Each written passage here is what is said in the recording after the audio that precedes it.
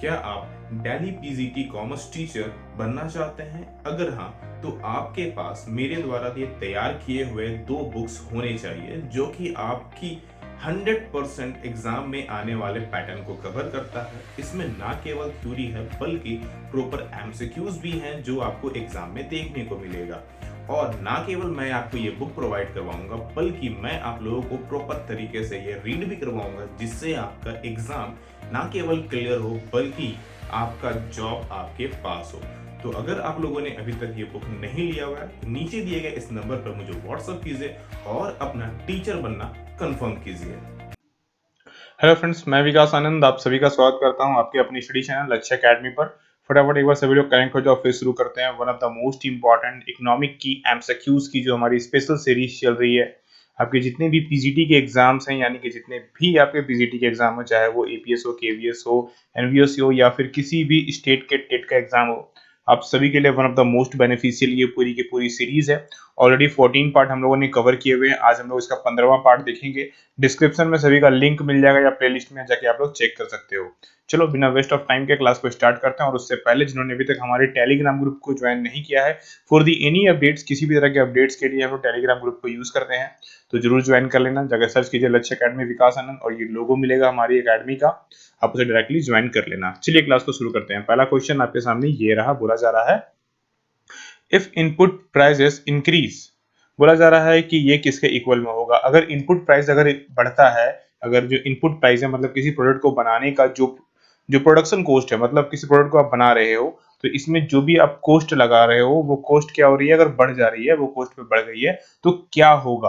अब एक चीज सिंपल से ध्यान से समझोगे, अगर कॉस्ट बढ़ेगी किसी भी चीज का, अगर इनपुट प्राइस, तो जाहिर सी बात है जो सप्लाई है वो क्या हो जाएगा, सबसे पहले तो सप्लाई घटेगा बिकॉज ऑफ इनपुट प्राइस बढ़ने से। अब देखो इसके इक्वालिटी में आप समझने की कोशिश करो क्या क्या चीजें होंगी।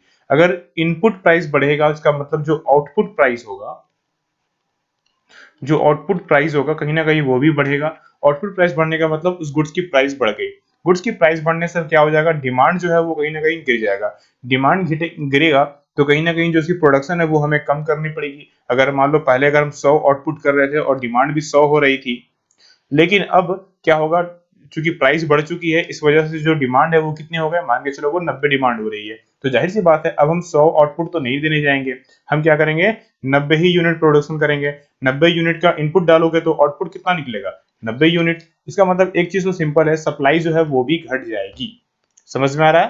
बेसिक तौर पर ये एक चेन की तरह काम करता है। So option number C correct answer है यहाँ पर। अगला क्वेश्चन देखते हैं।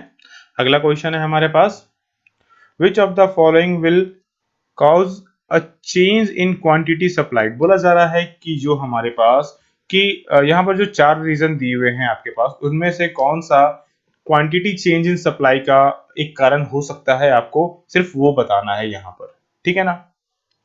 देखो क्या बोला है, निम्नलिखित में से कौन सा आपूर्ति की गई मात्रा में बदलाव का कारण बनेगी, आपको वो बताना। तो एक सिंपल सा अगर आप ध्यान से देखोगे तो यहाँ जो ऑप्शन नंबर सी है मुझे ज्यादा वो इफेक्टिव लग रहा है। अ change in the market price of a goods. Market price जो है वो गुड्स की अगर बदलाव होती है तो कहीं ना कहीं जो उसकी डिमांड की जो सप्लाई है वो बदल जाएगी। Because of law of demand में हम लोगों ने देखा है कि अगर प्राइस जो है वो बढ़ेगी तो उसकी डिमांड जो है वो क्या होगी, घटेगी। अब डिमांड घटेगी तो जाहिर सी बात है सप्लाई भी तो घटेगी ना भैया। सेम उसी तरह से वैसा वर्षा केस होगा, प्राइस अगर घटेगी तो डिमांड बढ़ जाएगी, अब डिमांड बढ़ेगी तो सप्लाई भी तो बढ़ानी पड़ेगी ना। तो कहीं ना कहीं ये जो कनेक्शंस हैं वो एक चेन की तरह काम करता है लॉ ऑफ डिमांड में। So option number C perfect answer है यहाँ पर। क्लियर है? बेसिक तौर पर समझ में आ रहा होगा मेरे ख्याल से। चलो अगला क्वेश्चन देखते हैं इसी के साथ में।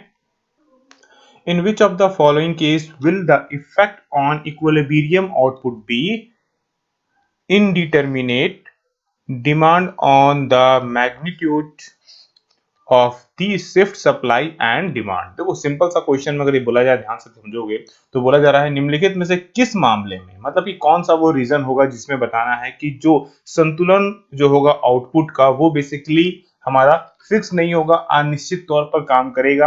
यानी कि एक सिंपल सी भाषा में बोल सकते हैं कि जो डिमांड और जो सप्लाई होगा, यानी कि आपूर्ति और जो मांग होगा, उसमें बदलाव के परिणाम बहुत ज्यादा इंपैक्ट डालेंगे। तो कौन सा ये रीजंस हो सकते हैं आपको यहाँ पर वो बताना है। तो एक सिंपल सी भाषा में अगर आप देखा जाए, सप्लाई और डिमांड में प्रॉब्लम आने वाली है, चेंजेस आने वाली है, तो कहीं ना कहीं ये demand decrease and supply increase के केस को बखूबी रिप्रेजेंट करता है। So option number C again correct answer होगा। ठीक है, चलो अगला क्वेश्चन देखते हैं। क्या बोला जा रहा है? The demand for a given product will rise if. बोला जा रहा है कि जो दिया गया मतलब किसी प्रोडक्ट की जो डिमांड है वो क्या हो रही है? बढ़ रही है। तो क्या कारण हो सकता है उसका?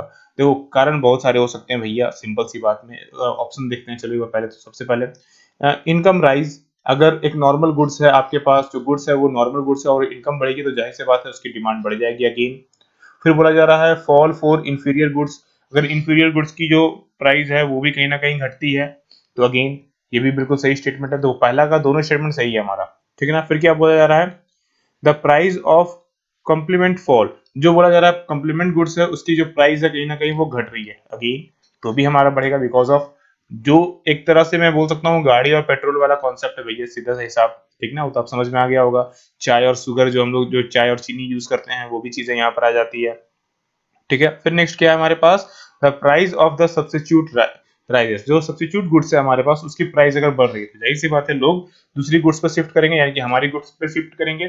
सो ऑप्शन नंबर डी, यानी कि प्रॉपर जितने भी ऑप्शंस दिए हुए हैं चारों के चारों यहाँ पर प्रॉपर आंसर होंगे। ठीक है, तो ऑप्शन नंबर डी होना चाहिए, बिल्कुल सही है। आखिरी क्वेश्चन आज की सीरीज का देख लेते हैं फटाफट। चलिए क्या बोला जा रहा है? Two explanations for the law of demand are. बोला जा रहा है दो स्पष्टीकरण बताइए लॉ ऑफ डिमांड के। देखो लॉ ऑफ डिमांड के दो अगर मुझे एग्जैक्टली बताना हो रीजन, तो भैया इसका कारण हो सकता है एक तो सब्स्टिट्यूशन, जो सब्स्टिट्यूट गुड्स होते हैं वो। दूसरा हमारी जो इनकम है, यानी कि जो भैया पॉकेट के जो पैसे हैं ना, वो काफी ज्यादा इफेक्ट डालती है। Price and demand, price and quantity effect, ये उसका एक नेचर है। अपॉर्चुनिटी कॉस्ट बेसिकली उसमें नहीं आती है। फिर हमारा इंफीरियर गुड्स और सब्स्टिट्यूट, अगेन ये भी आ सकती है बट इंफीरियर गुड्स है, ऐसा नहीं है। नॉर्मल गुड्स के केस में और अच्छी काम करती। तो अल्टीमेटली कहीं ना कहीं मुझे ऑप्शन नंबर बी दिख रही है। So B is the right answer. तो ये थे 5 क्वेश्चन। 5 में से आपने कितने स्कोर किए कमेंट करके जरूर मुझे बताना है। और जिन्होंने अभी तक हमारे इकोनॉमिक नोट्स नहीं कर दिया है, डिस्क्रिप्शन में लिंक है, जाइए जाके जरूर बाय कर लीजिएगा। अगेन मिलता हूं, तब तक के लिए पढ़ते रहना। आप सभी लोगों को राधे राधे।